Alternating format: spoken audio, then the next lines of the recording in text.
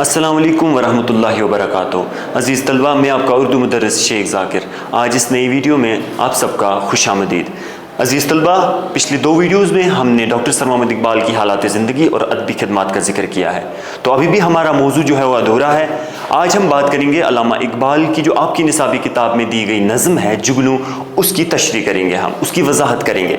پیارے بچوں، نظم کی تشریح کرنے سے پہلے علامہ اقبال کے ہی کچھ خوبصورت اشعار آپ کی نظر کرنا چاہوں گا۔ انوکھی وضع ہے سارے زمانے سے نرالے ہیں، انوکھی وضع ہے سارے زمانے سے نرالے ہیں، یہ عاشق کون سی بستی کے یا رب رہنے والے ہیں، پھلا پھولا رہے یا رب چمن میری امیدوں کا، جگر کا خون دے دے کر یہ بوٹے میں نے پالے ہیں، میرے اشعار اے اقبال کیوں پیارے نہ ہوں مجھ کو، میرے اشعار اے اقبال کیوں پیارے نہ ہوں مجھ کو، میرے ٹوٹے ہوئے دل کے یہ درد انگیز نالے ہیں۔ عزیز طلبہ، میں بات کر رہا ہوں ڈاکٹر سر محمد اقبال کی، اور آج کے موضوع میں ہم بات کریں گے علامہ اقبال کی نظم جگنو کے حوالے سے۔ علامہ اقبال نے اس نظم میں جگنو ایک چھوٹا سا کیڑا، ٹھیک ہے، مطلب بالکل چھوٹا سا کیڑا، اس کیڑے کو اتنی بلندی تک علامہ اقبال نے پہنچانے کی کوشش کی ہے۔ جب ہم یہ نظم پڑھیں گے آپ خود دیکھ لو گے کہ جگنو کی اہمیت کس طریقے سے ڈاکٹر سر محمد اقبال نے اپنی اس نظم میں بیان کی ہے۔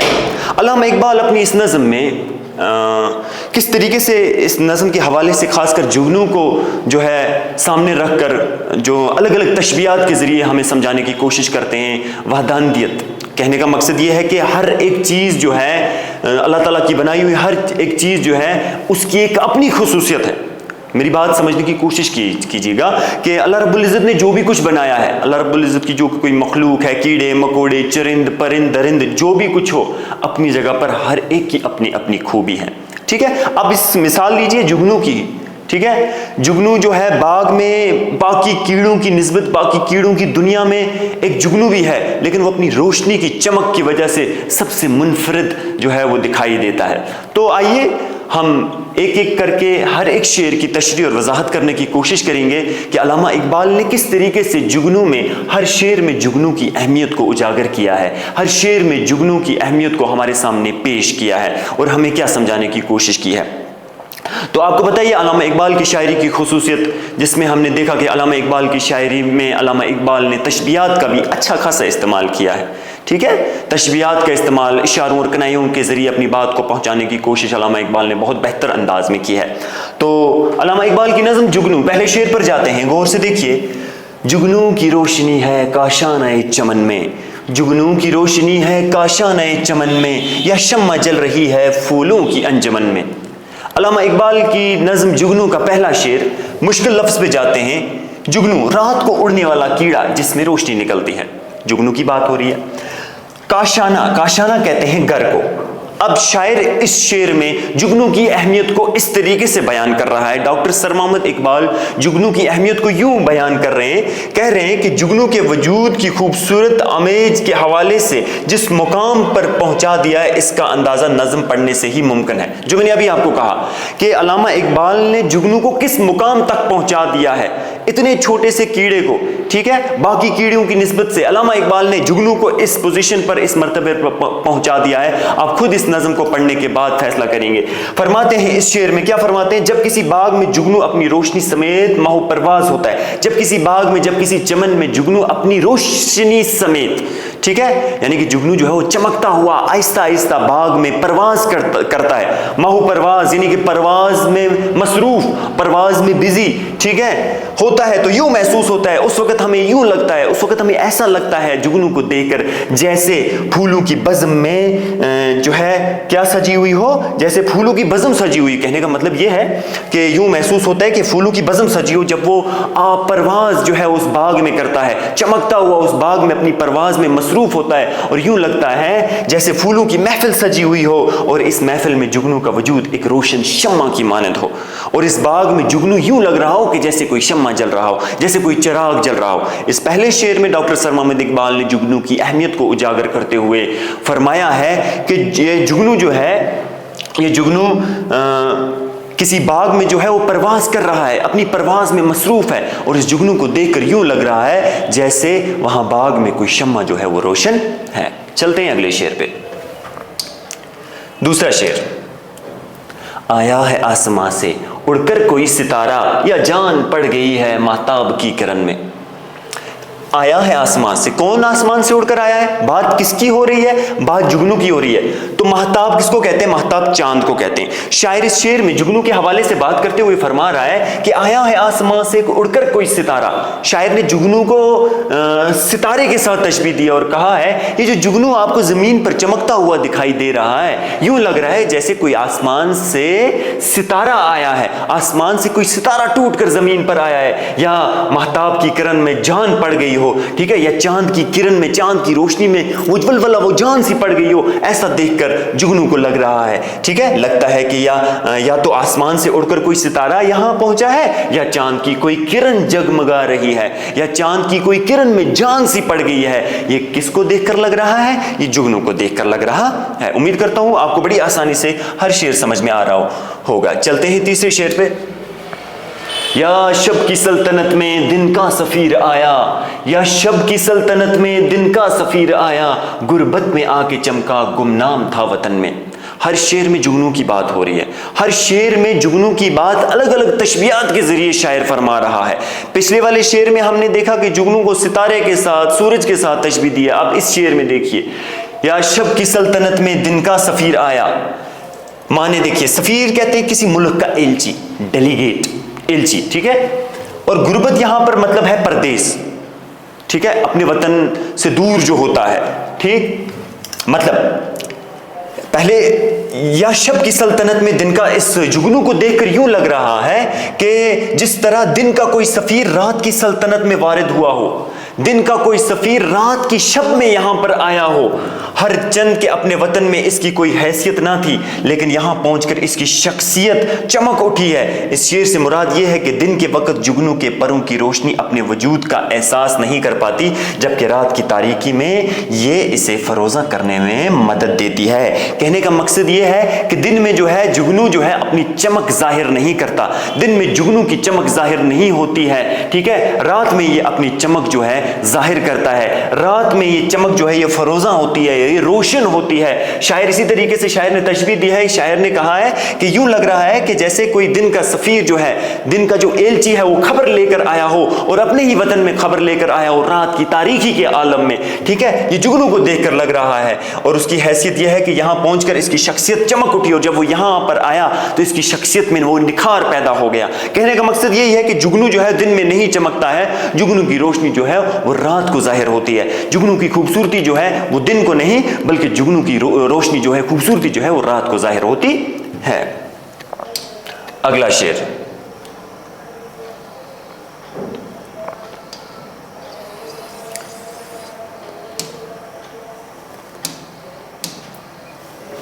तुकमा कोई गिरा है महताब की कबा का, तुकमा कोई गिरा है महताब की कबा का, जर्रा है या नुमाया सूरज के पहरहन।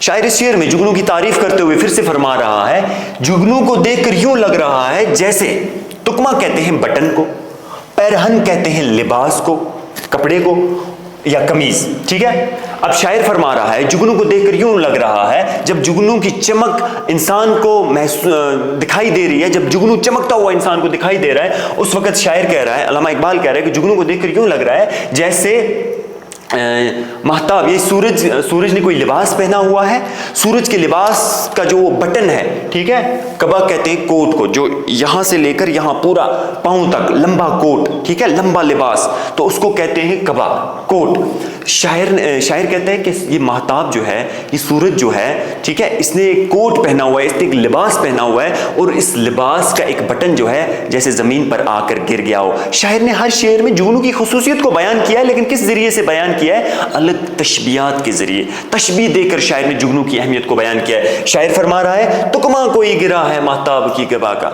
शायर फरमा रहा है कि जुगनू को देखकर यूं लग रहा है जैसे सूरज के लिबास का बटन कोई जमीन पर गिर गया हो, जर्रा है या नुमाया सूरज के पहरहन में। या शब के लम्हात में चमकते हुए जुगनू को देखकर यूं महसूस होता है कि चांद ने अगर कबा पहनी है तो इसका कोई बटन टूटकर जमीन पर गिर पड़ा हो, या सूरज ने अगर कोई लिबास पहना है, अगर सूरज की बात करें, अगर सूरज ने कोई लिबास पहना हो, इस पर पड़ा कोई जर्रा जो है वो चमक रहा है। शायर क्या फरमा रहा है? दो तरीके से शायर ने जुगनू की अहमियत अहमियत को बयान किया है तशबीहात के जरिए। पहले मिसरे में शायर फरमा रहा है कि जुगनू को देखकर यूं महसूस होता है कि चांद की, अगर महताब चांद को कहते हैं, चांद ने अगर कबा पहनी हो, अगर चांद ने कबा पहनी हो, तो पहले मैंने महताब का मतलब सूरज बता दिया, माफी चाहूंगा, महताब यानी कि चांद को सूरज, इसको जुगनू को देखकर यूं लग रहा है जैसे चांद ने जो कबा पहनी है उस कबा का जो बटन है वो जमीन पर आकर गिर गया है। जुगनू को देखकर ऐसा ही लग रहा है। या हम ये कहेंगे, दूसरे मिसरे में शायर फरमा रहा है, या सूरज ने कोई लिबास पहना हुआ है, उस लिबास की कोई चमक हमें दिखाई दे रही है। हर शेर में किसकी अहमियत को उजागर कर रहा है? जुगनू की अहमियत को उजागर कर रहा है। हम पढ़ रहे हैं नज्म ना कि गजल। इससे पहले वाले हमने गजल पढ़ी थी जिसका हर शेर अलग अलग माने का अलग अलग मफहूम देता था, लेकिन इस नज्म में जो मौजू होता है उसी मौजू के तहत हर शेर जो है वो जुड़ा हुआ होता है। तो हर शेर में जुगनू की ही अहमियत को उजागर करेगा शायर। अगले शेर पर चलते हैं।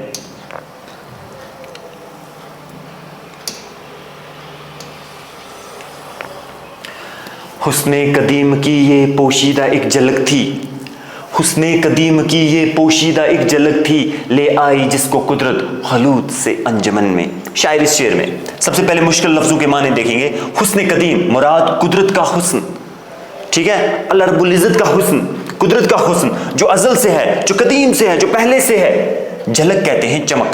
अब इस शेर में शायर क्या फरमाना चाहता है? शायर फरमाता है, दरअसल ये महज एक नन्हा सा कीड़ा नहीं बल्कि ये तो हुस्न कदीम की एक ऐसी झलक है, ऐसी झलक के मानद है जिसे कुदरत तन्हाई से निकाल कर किसी अंजमन में लाई हो। शायर इस शेर में बहुत बड़ी बात फरमा रहा है। शायर कह रहा है, इस जुगनू को चमकते हुए जब आप देख रहे हो, ये यूं लग रहा है जैसे अल्लाह ताला का हुस्न जो है उसकी एक झलक आपको दिखाई दे रही है, ठीक है, जो पोशीदा थी, जो गुम थी, लेकिन अल्लाह ताला ने जाहिर कर दी। यही है ना, देखिए, दरअसल ये एक महज कीड़ा ही नहीं है बल्कि ये तो हुस्ने कदीम की एक ऐसी झलक है, अल्लाह ताला के नूर की, अल्लाह ताला के हुस्न की, अल्लाह ताला की खूबसूरती की एक ऐसी झलक है जिसे कुदरत ने, जिसे अल्लाह रब्बुल इज्जत ने तन्हाई से निकाल कर, ठीक है, तन्हाई से निकाल कर किसी अंजमन में ले आई हो, किसी महफिल में ले आई हो, ठीक है। हर एक चीज़ में अल्लाह ताला का हुस्न जो है, हर एक चीज़ में अल्लाह ताला का ज़ाहिर होना जो है वो मौजूद है। इस बात को समझ लीजिए। दुनिया की जो भी कोई चीज़ है ना उसमें अल्लाह ताला का, आप देखो ये बड़े बड़े पहाड़, आप देखो ये इंसान, किस तरीके से मैं आपके सामने बात कर रहा हूँ, अपने हाथों को हिला रहा हूँ, ये किसका कारनामा है? ये कुदरत का कारनामा है, अल्लाह रब्बुल इज़्ज़त का कारनामा है, ठीक है। ये कौन कर सकता है? अल्लाह रब्बुल इज़्ज़त कर सकता है। मैं बोल सकता हूँ, सोचो जिसकी ज़ुबान नहीं है वो किस तरीके से अपनी बातों का इजहार करेगा। आप देखो पहाड़, कितने ऊंचे ऊंचे पहाड़ हैं, किसकी कारीगरी है? अल्लाह रब्बुल इज़्ज़त की कारीगरी है, ठीक है। बहते हुए झरने, बहते हुए पानी, दरिया, समंदर, कितने खूबसूरत नज़ारे, बनाने वाला कौन है? अल्लाह रब्बुल इज़्ज़त, ठीक है। तो अल्लाह रब्बुल इज़्ज़त का हुस्न, अल्लाह रब्बुल इज़्ज़त का जो है वजूद जो है वो इन चीज़ों में झलकता हुआ नज़र आता है कि वह सिर्फ जो है अल्लाह रब्बुल इज़्ज़त ही ये कर सकता है और कोई नहीं कर सकता है, ठीक है। तो ये जुगनू जो चमक रहा है, शायर कह रहा है कि अल्लाह ताला के हुस्न की ये सिर्फ एक मामूली सी झलक है, जो ऐसा लग रहा है जैसे अल्लाह ताला ने ये तन्हाई से निकाल कर किसी अंजमन, किसी महफिल में लाई हो। चलते हैं अगले शेर पर।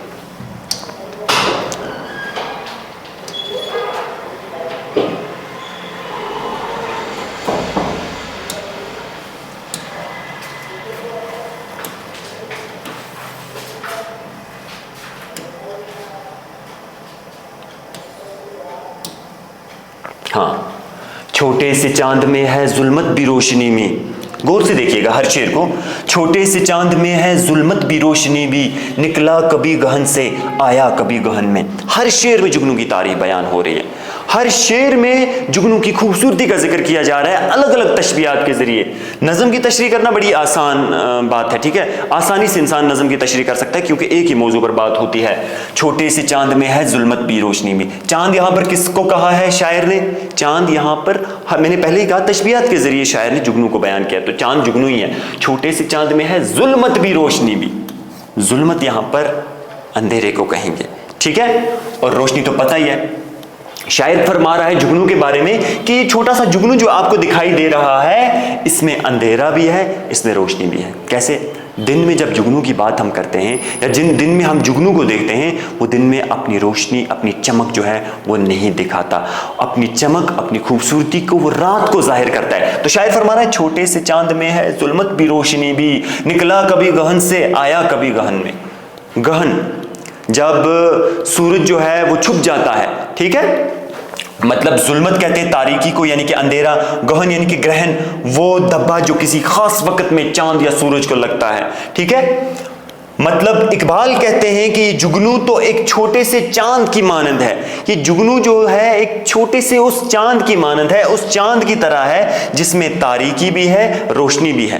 چاند کبھی اپنی روشنی دکھائے گا، کبھی اپنی روشنی نہیں دکھاتا ہے۔ ایسا چاند جو کسی سبب کبھی گہن سے باہر نہیں آتا ہے، ٹھیک ہے، اور کبھی گہن میں چھپ جاتا ہے۔ مراد یہ کہ جب جگنو مہو پرواز ہوتا ہے، جب جگنو اپنی پرواز میں مصروف ہوتا ہے، مہو پرواز کہتے ہیں مصروف ہونا، اپنی پرواز میں مصروف، اپنی اڑان میں مصروف، مراد یہ کہ جب جگنو پرواز میں مصروف ہوتا ہے تو اس کے ننھے ننھے پروں سے لمحے بر کی روشنی برآمد ہوتی ہے اور لمحے بر کے لیے تاریکی پھیل جاتی ہے۔ جب یہ اڑان بھرتا ہے تو یوں محسوس ہوتا ہے، ٹھیک ہے، اس کو دیکھ کر یوں لگتا ہے کہ کبھی یہ اپنی روشنی کو ظاہر کرتا ہے تو کبھی یہ اپنی روشنی کو ظاہر نہیں کرتا ہے۔ چھوٹے سے چاند میں ہے ظلمت بھی روشنی بھی، کیسے نکلا کبھی گہن سے آیا کبھی گہن میں، یہ چاند کبھی چھپ جاتا ہے کبھی نکل جاتا ہے۔ اگلا شعر،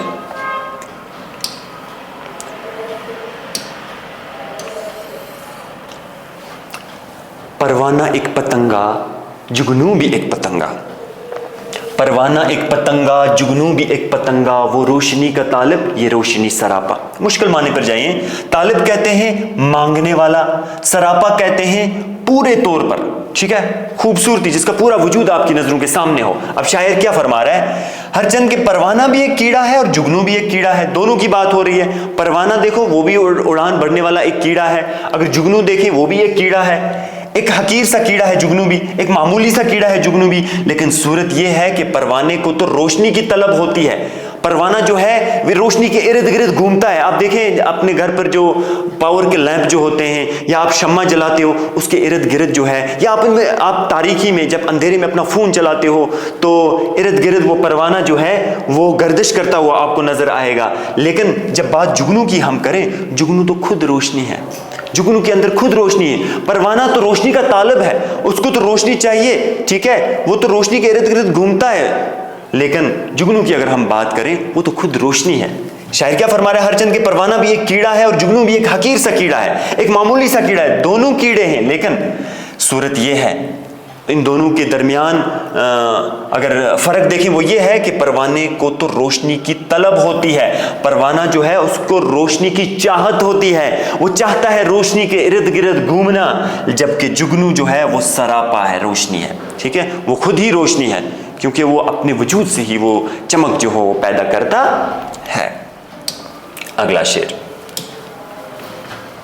ہر چیز کو جہاں میں، ہر چیز کو جہاں میں قدرت نے دل بری دی، پروانے کو تپش دی جگنو کو روشنی دی۔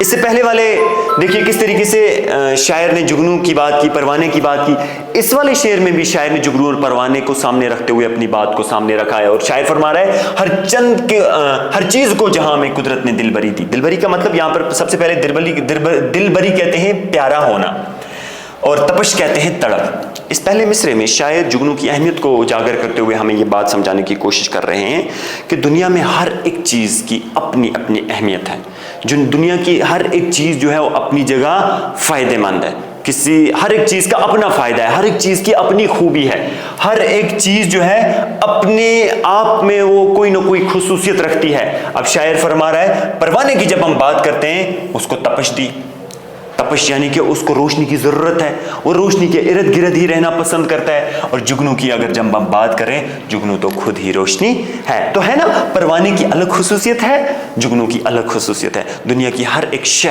دنیا کی ہر ایک چیز الگ الگ ہے، اس کی الگ الگ خوبی ہے، اس کی الگ الگ خصوصیت ہے۔ پروانہ اور جگنو کے وجود کے حوالے سے مختلف اشیاء کا موازنہ کرتے ہوئے شاعر نے صرف پروانے اور جگنو کی ہی بات نہیں کی ہے، دنیا کی دوسری چیزوں کے بارے میں بھی اشارہ کر رہے ہیں ڈاکٹر سر محمد اقبال کہ ہر ایک چیز کی اپنی منفرد خصوصیت ہے، ٹھیک ہے۔ حوالے سے مختلف اشیاء کا موازنہ کرتے ہوئے اشیاء یعنی کہ چیزیں، اقبال کہتے ہیں کہ امر واقع یہ ہے کہ قدرت نے دنیا میں ہر شے کو کوئی نہ کوئی خصوصیت عطا کی ہے، ہر شے کو، ہر ایک چیز کو کوئی نہ کوئی خصوصیت عطا کی ہے، فرق بس اتنا ہے کہ پروانے کو حرارت بخشی ہے، ٹھیک ہے، تپش بخشی ہے کہ اس کو روشنی ہی چاہیے، اور جگنو تو خود ہی روشنی ہے، جگنو کو روشنی سے ہی نوازا گیا ہے۔ اگلے شعر پہ چلتے ہیں، جہاں سے آپ کو سمجھ میں نہیں آئے گا ویڈیو کو پاز کر کے پھر سے مہربانی کر کے ہر شعر کو دیکھیے گا۔ اگلا شعر، رنگی نواں بنایا مرغان بے زباں کو، رنگی نواں بنایا مرغان بے زباں کو، گل کو زبان دے کر تعلیم خاموشی دی۔ شاعر اس شعر میں کیا فرما رہا ہے؟ اس شعر میں شاعر نے پرندوں کی بات کی ہے، مرغان، مرغ کی جمع، ٹھیک ہے، یعنی کہ پرندے، رنگین نواں بنایا مرغان بے زباں کو۔ اب جب آپ پرندوں کو دیکھتے ہو، پرندوں کے اندر وہ زبان نہیں ہوتی کہ وہ باتیں کر سکیں انسانوں کی طرح، ٹھیک ہے، لیکن ان کے اندر جو ہے وہ مٹھاس جو ہے وہ ان کی اس آواز سے آتی ہے جب وہ چہچہاتے ہیں، ٹھیک ہے۔ رنگین نواں بنایا مرغان بے زباں کو، گل کو زبان دے کر تعلیم خاموشی دی۔ اب جب ہم گل کی بات کرتے ہیں، گل کی بھی بات ہو رہی ہے یہاں پر اور پرندوں کی بھی بات ہو رہی ہے، گل کو زبان دے کر۔ اب پھول کی جب ہم بات کرتے ہیں، پھول کی پتیاں، اب وہ پھول کی پتیاں جو ہوتی ہیں وہ انسان کی زبان کی طرح ہوتی ہیں۔ اب قدرت نے کس طریقے سے وہ پتے بنائے، اب شاعر نے کس طریقے سے اس بات کو بیان کیا ہے۔ اب پھولوں کو دیکھو، اب پھولوں کی ان پتیوں کو دیکھو جو زبان کی طرح لگتی ہیں لیکن خاموش، بالکل خاموش، لیکن اپنی خوبصورتی کو کس طریقے سے ظاہر کرتا ہے گل؟ اپنی خوشبو کے ذریعے سے، چاروں اور اس گل کی خوشبو جو ہے وہ پھیل جاتی ہے۔ وہیں پر اگر ہم پرندوں کی بات کریں، الگ الگ جو ہے پرندے جو ہیں اپنی الگ الگ آوازوں سے وہ خوبصورت لگتے ہیں۔ وہیں پر اگر ہم پھولوں کی بات کریں، گل کی بات کریں، تو وہ بھی جو ہے اپنی خوبصورتی اپنی خوشبو سے ظاہر کرتا ہے۔ اس طرح بعض بے زبان پرندوں کو دل موہ لینے والے انداز میں نغمگی کا عمل سکھایا۔ نغمگی، نغمہ، جب پرندے چہچہاتے ہیں، ٹھیک ہے، آپ صبح کا منظر دیکھو یا وہ شام کا منظر دیکھو، جب آپ جنگل کا دورہ کرتے ہو، ٹھیک، آپ دیکھو کس طریقے سے آپ کو پرندے چہچہاتے ہوئے نظر آئیں گے، وہ لمحہ کتنا خوبصورت لگتا ہے، ٹھیک ہے۔ یہی شاعر فرما رہا ہے کہ کس طریقے سے اللہ رب العزت نے ان کو وہ نغمگی عطا کی ہے۔ اور اس کے برعکس جب ہم بات کرتے ہیں پھولوں کی، پھولوں کو پتیوں کی شکل میں زبان عطا کی، پتیوں کی شکل میں، ایسے ہوتے ہیں نا پتے، ٹھیک ہے، اور انسان کی زبان بھی تو ایسی ہی ہوتی ہے نا، پتے کی طرح ہے نا انسان کی زبان، تو ان کو زبان تو دی لیکن خاموش زبان دی، بول نہیں سکتے لیکن اپنی خوبصورتی کو ظاہر کر سکتے ہیں، اپنی خصوصیت کو ظاہر کر سکتے ہیں، اپنی اہمیت کو ظاہر کر سکتے ہیں، کس طریقے سے؟ اپنی خوشبو کے ذریعے سے، ٹھیک ہے۔ یہ صرف کس کی بات ہو رہی ہے؟ وحدت، یہ صرف اللہ رب العزت کی ہی بات ہو رہی ہے کہ کس طریقے سے انہوں نے ان سب چیزوں کو بنایا ہے، پتیوں کی شکل میں زبان عطا کر کے خاموش رہنے کو تعلیم دی۔ تو یہ تھا یہ والا شعر۔ اگلے شعر پر چلتے ہیں۔ نظارہ شفق کی خوبی زوال میں تھی، نظارہ شفق کی خوبی زوال میں تھی، چمکا کے اس پری کو تھوڑی سی زندگی تھی۔ کس پری کی بات ہو رہی ہے بھائی؟ کسی حور پری کی بات نہیں ہو رہی ہے، یہاں پر جگنو کی بات ہو رہی ہے۔ آپ غور سے دیکھیں، نظارہ شفق کی خوبی زوال میں ہے، جب سورج طلوع ہوتا ہے اور جب سورج غروب ہوتا ہے وہ منظر کتنا خوبصورت ہوتا ہے۔ شفق کہتے ہیں وہی نظارہ، جب سورج غروب ہوتا ہے وہ اس وقت وہ سرخی جو ہوتی ہے۔ اب جب شام کو، ٹھیک ہے، اپنے اسکول سے اپنے کوچنگ سے نکلتے وہ شام کا جو وہ منظر ہوتا ہے آسمان میں، دیکھیے وہ کونے میں، ٹھیک ہے، وہ کس طریقے سے وہ خوبصورت سرخی وہاں پر نظر آتی ہوئی آپ کو نظر آئے گی، ٹھیک ہے۔ نظارہ شفق کی خوبی زوال میں ہی ہے، لیکن سب جب سورج غروب ہوتا ہے تبھی وہ خوبصورتی ظاہر ہوتی ہے، ظاہر سی بات ہے زوال میں ہی ہے، جب سورج غروب ہوتا ہے تب جا کر وہ خوبصورتی ہمیں جو ہے وہ نظر آتی ہے، چمکا کے اس پری کو تھوڑی سی زندگی دی۔ لیکن جب ہم جگنو کی بات کرتے ہیں، یہ بھی اسی شفق کی طرح کبھی چمکتا ہے اور کبھی نہیں چمکتا ہے، ٹھیک ہے، یعنی کہ چمکا کے اس پری کو تھوڑی سی زندگی دی، دن میں یہ نہیں چمکے گا، رات کو ہی چمکے گا، ٹھیک ہے، چمکا کے اس پری کو تھوڑی سی زندگی دی۔ پری کا مطلب یہاں پر جگنو ہی ہے۔ شفق کہتے ہیں وہ سرخی جو صبح و شام کے وقت آسمان پر نظر آتی ہے، سن رائز اینڈ سن سیٹ۔ سورج طلوع ہوتا ہے تب وہ مختصر وقت میں وہ جو تھوڑا سا نظارہ آپ کو آسمان میں پیش نظر آئے گا، جب آپ اس نظارے کو دیکھو گے وہی شفق ہے، اور جب سورج غروب ہوتا ہے وہ والا نظارہ بھی شفق کہلاتا ہے۔ صبح و شام کے وقت جو وہ سرخی آسمان پر آپ کو نظر آئے گی اسی کو شفق کہتے ہیں۔ زوال یعنی کہ اترنا، ٹھیک ہے، دن کا ڈھلنا، پری سے مراد یہاں پر جگنو ہے. ٹھیک, شاعر کیا فرما رہا ہے؟ اپنے بیان کو جاری رکھتے ہوئے، اپنی باتوں کو آگے جاری رکھتے ہوئے، نظم کی تشریح کو جاری رکھتے ہوئے شاعر فرما رہا ہے. شاعر کہتے ہیں کہ اقبال کہتے ہیں کہ شفق کا نظارہ ہمیں یوں اچھا لگتا ہے کہ اس کی مدت محض چند لمحات تک محدود ہے. ہمیں کیوں یہ اچھا لگتا ہے؟ ہم کیوں ایکسائٹڈ ہوتے ہیں اس منظر کو دیکھنے کے لیے؟ ٹھیک ہے, ہم کیوں تڑپتے ہیں اس منظر کو دیکھنے کے لیے؟ ہمیں کیوں اچھا لگتا ہے؟ اور کیوں اپنے کیمرہ جو ہے وہ اٹھا کر جو ہے وہ تصویر قید کرنے کی کوشش کرتے ہیں؟ وجہ کیا ہے؟ کیونکہ وہ مختصر وقت کے لیے ہوتا ہے.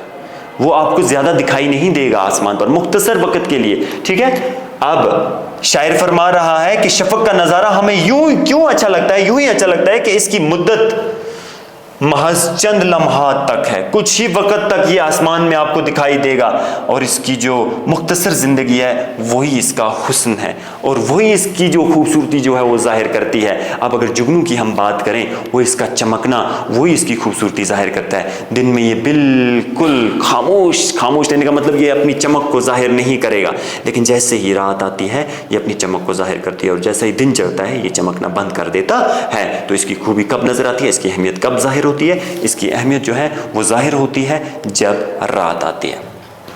اگلا شعر.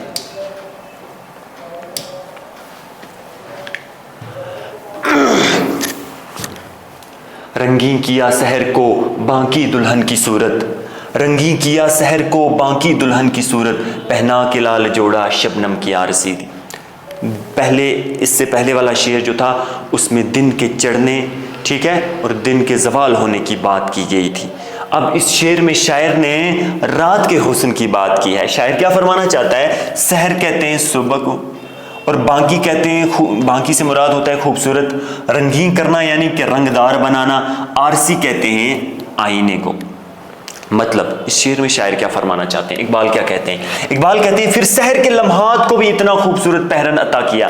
وہ صبح کے لمحات کو، وہ صبح سحر کہتے ہیں جب انسان صبح کے وقت، یوں سمجھیے ابھی جو ہے وہ رات جو ہے وہ ختم نہیں ہوتی ہے، ابھی دن بھی نہیں چڑھا ہوا ہوتا ہے، اس کے درمیان جو وہ وقت ہوتا ہے وہ سحر کا وقت ہوتا ہے. ٹھیک ہے، وہ صبح سویرے کا وقت جو ہوتا ہے. پھر سحر کے لمحات کو بھی اتنا خوبصورت پہرن عطا کیا، وہ لباس عطا کیا کہ ایک دلہن کی تشبیہ دے، اس کو دلہن کے ساتھ تشبیہ دی گئی. تو بے جانا ہوگا جب ہم اس کو دلہن کے ساتھ تشبیہ دیں گے، کیونکہ صبح صبح شبنم کا نظارہ بھی آپ کو دیکھنے کو ملے گا. صبح صبح وہ شبنم جو ہے وہ پھولوں کے اوپر، گھاس کے اوپر آپ کو نظر آئے گی. طلوع سحر کا منظر سرخی لیے ہوئے، جب آسمان کا وہ نظارہ، جب وہ سورج طلوع ہوتا ہے، سورج طلوع ہونے سے پہلے وہ آسمان پر وہ سرخی، وہ شفق، کتنا خوبصورت لمحہ وہ ہوتا ہے. اس لیے اگر اس کو دلہن کے سرخ جوڑے سے تعبیر کیا جائے، دلہن جب وہ اپنا سرخ جوڑا لگاتی ہے، اگر ہم اس دلہن کے جوڑے کے ساتھ اس نظارے کو تشبیہ دیں تو مناسب ہوگا. اور اس لباس پر پھر شبنم کے قطرے کو آرسی تصور کر لیا جائے، یعنی کہ وہ جو لباس جو ہے، وہ جو کپڑا جو ہے وہ دلہن نے پہنا ہوا ہے، اور اس کے اوپر وہ جو خوبصورت شبنم کے نظارے نظر آئیں گے. کہنے کا مقصد یہ، یہاں پر نہ دلہن کی بات ہو رہی ہے نہ شبنم کی بات ہو رہی ہے. شاعر نے صبح کے خوبصورت منظر کو بیان کرنے کی کوشش کی ہے، خوبصورت لفظوں میں تشبیہات کے ذریعے بیان کرنے کی کوشش کی ہے. کیسے؟ رنگین کیا سحر کو باقی دلہن کی، رنگین کرنا.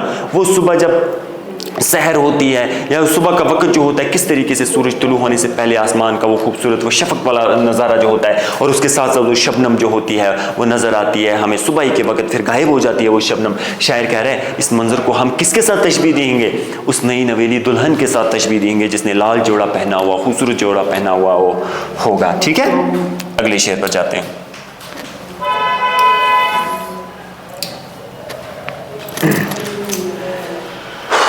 سایہ دیا شجر کو پرواز دی ہوا کو، سایہ دیا شجر کو پرواز دی ہوا کو، پانی کو دی روانی موجوں کو بے کلی دی. دیکھو ہر شعر میں نے پہلے ہی کہا تھا نا، اس پوری نظم میں جو ہے علامہ اقبال نے دنیا کی ہر شے جو ہے اس کی ایک منفرد خصوصیت جو ہے اس کو ظاہر کرنے کی کوشش کی ہے. اب ہر ایک چیز کو شاعر نے الگ الگ طریقے سے بیان کیا ہے، اور اس کی خوبی کو الگ الگ طریقے سے بیان کرنے کی کوشش کی ہے، لیکن سامنے کس کو رکھ کر؟ جگنو کو رکھ کر. اب شاعر فرما رہا ہے سایہ دیا شجر کو، یہاں پر مانے آ گیا شجر، شجر کے معنی ہیں درخت. پرواز دی ہوا کو، پرواز یعنی کہ اڑان.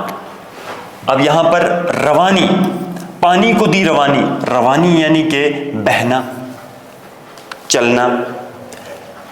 बेकली, मौजों को बेकली दी, बेचैनी। मौजें, जब मौजें आती हैं दरिया में, जब मौजें उठती हैं, वो किस तरीके से वो मौजें उठते हुए और आपस में टकराती हैं, ठीक। अब शायर इस शेर में क्या कहना चाहता है, किसकी अहमियत को उजागर करना चाहता है?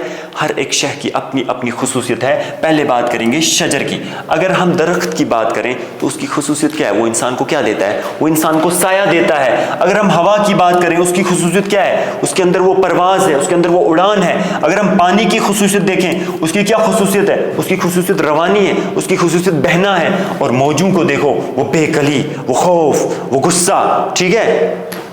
अब मतलब क्या है? यही नहीं कि कुदरत ने दरख्तों को साया अता किया है, और यही नहीं, इससे पहले वाला शफक, हमने सुबह की बात की, हमने उससे पहले जो है रात की बात की, हर एक सूरज, चांद, तारे, उनकी बात की।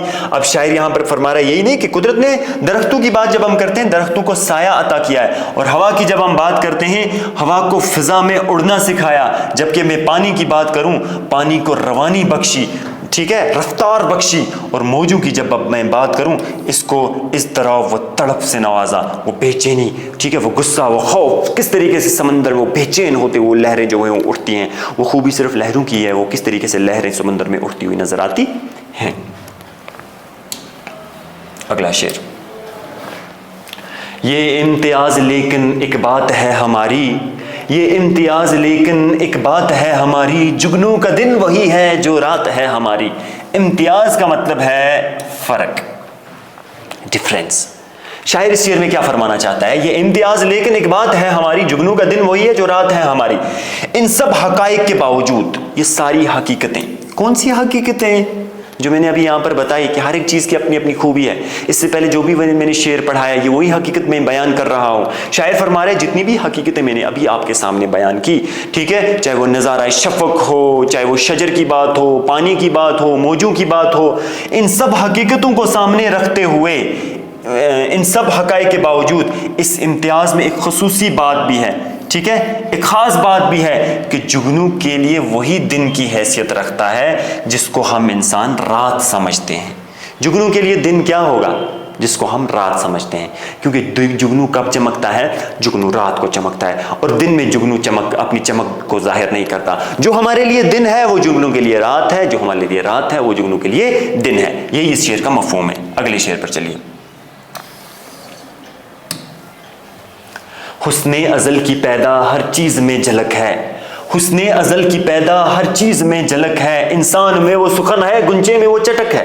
कितनी खूबसूरत बात डॉक्टर सर मोहम्मद इकबाल ने इस शेर में फरमाई है कि अल्लाह रब्बुल इज़्ज़त के हुस्न की बात अगर जब हम करते हैं, जब अल्लाह रब्बुल इज़्ज़त को हम देखना चाहते हैं, ठीक है, उसका नज़ारा देखना चाहते हैं, तो हमें अपने माहौल, अपने इर्द गिर्द पर नज़र डालनी चाहिए। जो मैंने अभी कहा कि दुनिया की हर शय में अल्लाह ताला का होना ज़ाहिर है, दुनिया की हर शय में अल्लाह रब्बुल इज़्ज़त का होना ज़ाहिर है। जिस चीज़ को भी आप देखोगे उसमें अल्लाह ताला का नूर, अल्लाह ताला का हुस्न दिखाई देगा। जुगनू ही देखो, उसकी थोड़ी सी चमक जो है, ऐसा लग रहा है कि अल्लाह ताला ने अपना हुस्न जो है वो ज़ाहिर किया है। शायर इस शेर में क्या फरमाना चाहता है? हुस्ने अज़ल यानी कि कुदरत का हुस्न, पैदा यानी कि ज़ाहिर, सुखन यानी कि बात, गुंचा यानी कि कली, कली कहते हैं बिन खिला फूल, ठीक है, और चटक कहते हैं खिलना।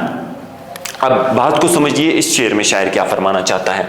बात तो मैंने पहले ही समझा दी कि शायर क्या फरमाना चाहता है। मुख्तलिफ अशिया के वजूद से जो इम्तियाजी खुसूसियत बयान की गई है, हर एक चीज़ से जो मुनफरद खुसूसियत बयान की है, हर एक मिसाल देकर अल्लामा इकबाल ने जो वो खुसूसियत बयान की है, इन पर अगर गहरी नज़र हम डालें, गहरी नज़र डाली जाए तो इस अमर का अंदाज़ा लगाने में कोई कबाहत नहीं होगी।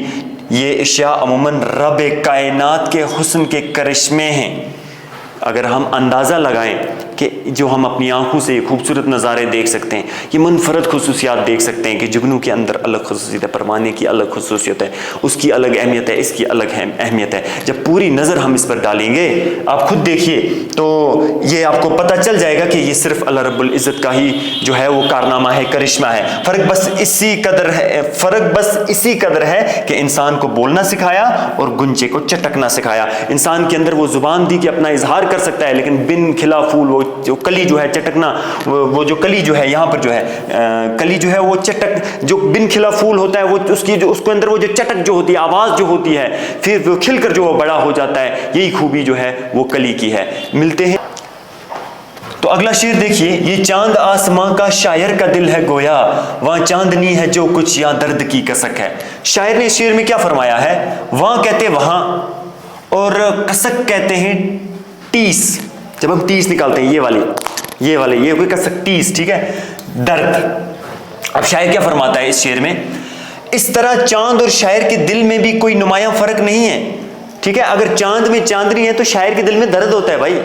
शायर अपने दिल में जो है हजारों हाथ दर्द छुपाए हुए बैठा हुआ होता है और अपनी बातों को बयान करता है। ये चांद आसमां का शायर का दिल है गोया। शायर ने अपने दिल को चांद के साथ तशबीह देते हुए कहा है, क्यों, अगर चांद में चांदनी है तो यहाँ पे भी दर्द है, यहाँ दिल में भी दर्द है, दिल में भी वो दर्द का एहसास मौजूद है। इसी तरह चांद और शायर के दिल में भी कोई नुमाया फर्क नहीं है। चांद की रोशनी और शायर के दिल में कसक अमूमन एक ही चीज है, एक ही बात है। अगला शेर, अंदाज़ गुफ्तगू ने धोखे दिए हैं वरना नगमाए बुए बुलबुल वो फूल की चहक है। माना अंदाज गुफ्तगू, बात करने का तरीका। नगमा कहते हैं तराना, मुराद चहचहाना, और चहक कहते हैं परिंदे का चहचहाना। शायर शेर में फरमा रहा है, गुल को और बुलबुल को सामने रखते हुए, फूल को और बुलबुल को सामने रखते हुए पहले आधे मिसरे पर जाएंगे। अंदाज़ गुफ्तगू ने धोखे दिए हैं वरना नगमाए बुए बुलबुल वो फूल की चहक है।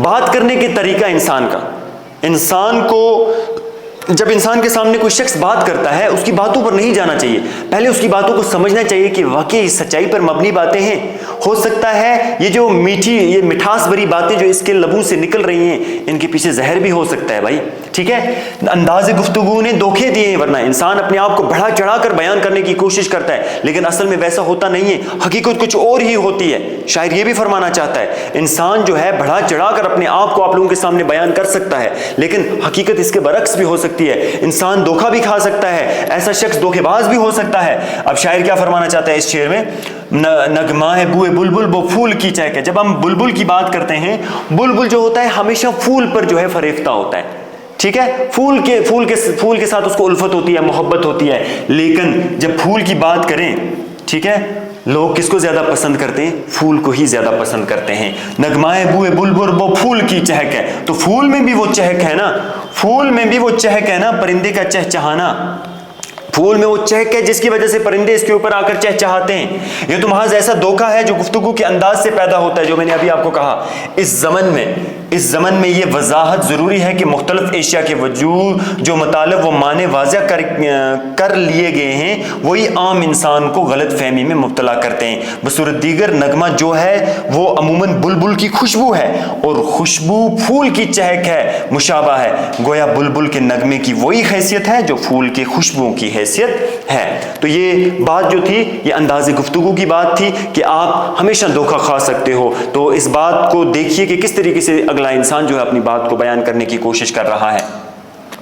अगला शेर, कसरत में हो गया है वहदत का राज मख्फी, जुगनू में जो चमक है वो फूल में महक है। चहक यानी कि कसरत, बहुत तादाद में होना।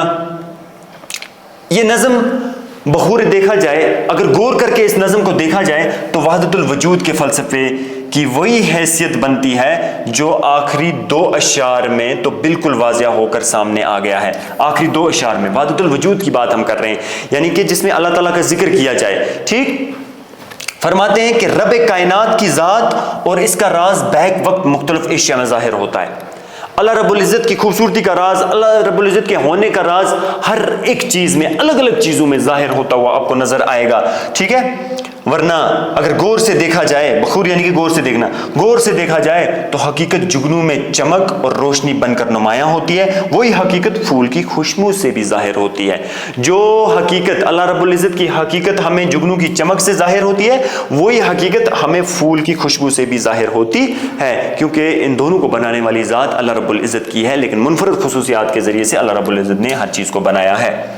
आखिरी शेर, یہ اختلاف پھر کیوں ہنگاموں کا محل ہو، یہ اختلاف پھر کیوں ہنگاموں کا محل ہو، ہر شہ میں جب کہ پنہاں خاموشی ازل ہو۔ اگر ہم اس حقیقت کو جانتے ہیں، غور سے سنیے گا آخری والے شعر کو، اگر ہم اس حقیقت کو پہچان چکے ہیں، ہمیں پتہ ہے کہ ہر ایک چیز میں اللہ تعالیٰ کا ہونا ظاہر ہے، پھر یہ اختلاف کیوں، پھر یہ لڑائی جھگڑے کیوں؟ اگر ہمیں پتہ ہے کہ ہم سب ایک ہیں، ہم سب انسان ہیں، تو پھر یہ لڑائی جھگڑے کیوں، پھر یہ ذات پات کیوں، پھر یہ کاسٹ، کلر، کریڈ، یہ سب چیزیں کیوں ہو رہی ہیں؟ پھر انسانیت کو تار تار کیوں کیا جا رہا ہے؟ شاعر اس شعر میں فرما رہا ہے، چنانچہ اس حوالے سے جب ہر شہر میں رب ذوالجلال کا نور اور اس کا حسن چھپا ہوا ہے، ہر شے میں، ہر چیز میں، تو پھر اختلاف و افراق میں پڑ گئے جھگڑے کس لیے پیدا کیے جا رہے ہیں؟ تو پھر یہ جھگڑے اختلاف و افراق میں پڑھ کر نئے جھگڑے کس لیے پیدا کر رہے ہو؟ ٹھیک ہے، یہ اختلاف، یہ لڑائی جھگڑے کیوں کر رہے ہو؟ حقیقت یہ ہے کہ اقبال نے مختلف اشیاء کے تقابلی کرداروں کے حوالے سے ایک بڑے مسئلے کا حل یہاں پر پیش کیا ہے، ہر ایک مثال کو الگ الگ طریقے سے پیش کیا اور ہمیں یہ بات سمجھانے کی کوشش کی ہے کہ ہمیں متفق رہنا ہے، ٹھیک ہے، ہمیں یہ لڑائی جھگڑے، یہ ذات پات، ان سب سے دور رہنا ہے، ہم انسان ہیں، انسانیت کے درجے کو جو ہے وہ بلند رکھنا ہے، ٹھیک ہے، یہ لڑائی جھگڑے اختلاف جو ہیں یہ انسان کو بربادی کی طرف لے جاتے ہیں۔ یہ تھی علامہ اقبال کی نظم جگنو، ہر ایک شعر میں نے آپ کو سمجھایا، نظم جو ہوتی ہے اس جگنو جو ہے علامہ اقبال کی پہلا شعری مجموعہ بانگ درا جو ہے اس کے پہلے حصے سے لی گئی ہے، اور علامہ اقبال کی نظم 3 بند پر مشتمل ہے، لیکن میں نے بند کے طور پر اس کی تشریح نہیں کی، نظم کو بند کے باعث سے تشریح کیا جاتا ہے، لیکن یہاں پر میں نے ہر ایک شعر کو آپ کے سامنے بیان کیا، بیان کرنے کی کوشش کی، اپنی ایک کوشش کی آپ کے سامنے کہ ان اشعار کی تشریح کی جائے۔ میں امید کرتا ہوں آپ کو جو ہے آسانی سے یہ اشعار سمجھ میں آ چکے ہوں گے۔ ملتے ہیں اگلی کسی اور ویڈیو میں، تب تک کے لیے آپ اپنا خیال رکھیے، اللہ حافظ۔